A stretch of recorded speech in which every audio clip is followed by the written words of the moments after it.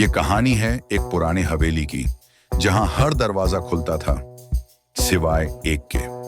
उस दरवाजे पर सालों से जंग लगा ताला था, लेकिन किसी ने भी उसे खोलने की कोशिश नहीं की। राहुल, जो इस हवेली का नया मालिक था, पहली बार वहां आया। उसे सब कुछ सामान्य लगा, लेकिन उस बंद दरवाजे ने उसका ध्यान खींचा। रात को हवेली में अजीब सी आवाजें आने लगीं। कभी किसी के कदमों की आहट, कभी दरवाजे पर खरोंचने की आवाज। राहुल ने नौकर से पूछा, ये आवाजें कहां से आती हैं?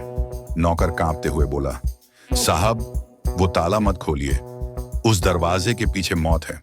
लेकिन राहुल नहीं माना। उसने चुपके से उस दरवाजे की चाबी बनवाई। अगली रात जब सब सो रहे थे, राहुल उस दरवाजे के सामने खड़ा था। उसने धीरे से ताला खोला। छर्रर की आवाज के साथ दरवाजा खुला। अंदर अंधेरा था, लेकिन ठंडी हवा का झोंका उसके चेहरे को छू गया। जैसे ही उसने टॉर्च की रोशनी अंदर डाली, उसकी आंखें फटी की फटी रह गईं। कमरे की दीवारों पर खून से लिखे शब्द थे, मैं लौटूंगा।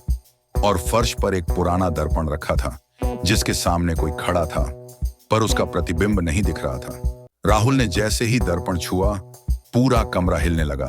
चीख की एक तेज आवाज आई और राहुल बेहोश हो गया।